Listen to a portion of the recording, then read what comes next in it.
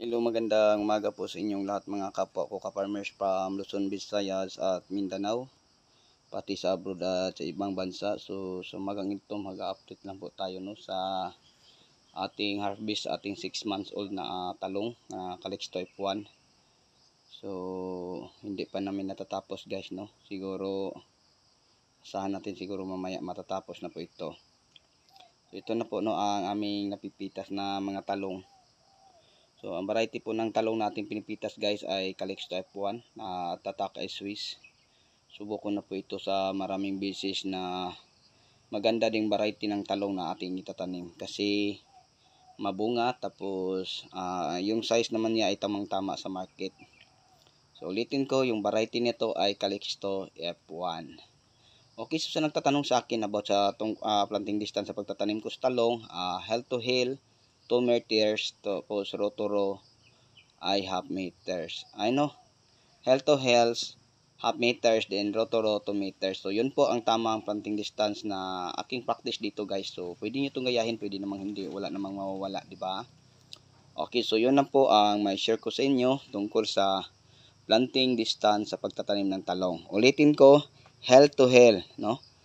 Simula sa isang puno hanggang sa isang puno, half meter. Then row to row, simula sa isang linya hanggang sa isang linya ay 2 meters. Okay, so pwede naman natin gawin ang basal application guys no sa pagtatanim ng talong. Bubutasan lang natin sa lalim na 6 inches. Then lagyan natin ng fertilizer, yung Yara Triple 16. Kung wala, pwede ang Yara Triple 14 na mga Philfus. At last, pwede din kahit anong uri ng mga Triple 14 or Yara 16. Then haluan lang natin ng Wukosim granule mga kapwa ko ka-farmers. Okay, kung walang Wukosim, pwede naman ang Mega Multiplant Vitamin no ng Bio Agronica product. Pwede naman ang ihalo natin sa ating fertilizer na Yara, kung walang Yara Triple 14. So yun lang po no mga kapwa ko ka-farmers. So sa dami na mga 20 to 30 grams bawat butas, pwede naman. Pwede ang 10 to 20, pwede naman. So kayo na ang bahala, 10 to 20 ba, 20 to 30 ba ang bawat butas. Then mag-add kayo ng ipot ng manok. Then pagkatapos tatabunan ng lupa sa lalim na mga 2 inches no mga kapwa ko ka-farmers ang kapal sa lupa na itatambak sa ipot ng manok. Then dito na ilalagay yung punla ng talong, yung punla ng atsal, yung punla ng kamatis or ampalaya. So yun po ang pagbasal application. Pwede naman hindi kayo magbasal, itatanim mo lang directly, tapos pagkatapos mo magtanim, ibubod mo sa paligid po, ikot mo sa puno ng punla mo yung mga fertilizer na 10 grams, tapos dagdagan pa ng ete no na mga dalawang dampal siguro, hagkom no, dalang kwamay. Tapos yun ang ilalagay nyo ipot ng manok na paikot sa puno ng talong, tapos tatabunan ng lupa. Pwede naman mga kapwa ko ka-farmers. So yun lang po ang maibahagi ko sa inyo.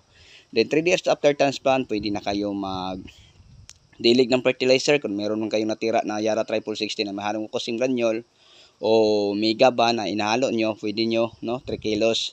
Then sa 200 liters of water, lagyan nyo ng 3 kilos. Then 1 sardines ang ididilig nyo. Then every week, add kayo ng 1 kilo. So kibali 3 days after plant 3 kilos. Pag 10 days na, 4 kilos.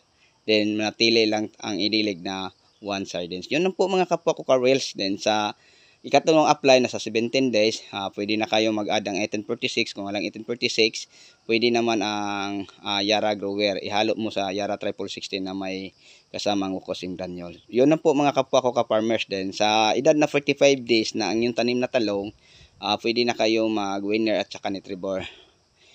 Okay, so kung meron mang Wukosim, pwede din. Kung walang Wukosim, kung walang mga Mega granule, pwede naman ang granules ihalo o kahit anong mga Qmit or Humus mga kapwa ko ka-farmers, pwede din siya. So sa inyong lahat, sana po may natutunan po kayo. So sa mga lahat ng mga mahilig sa ganitong usapin, hingi naman ako ng isang favor sa inyo. Huwag naman kalimutan no, mag-like and share at saka mag-subscribe sa aking YouTube channel at i-click naman yung notification bell para updated po kayo sa mga next video na upload ko. Okay, so sa inyong lahat mga kapwa ko ka-reels, hanggang dito na lang.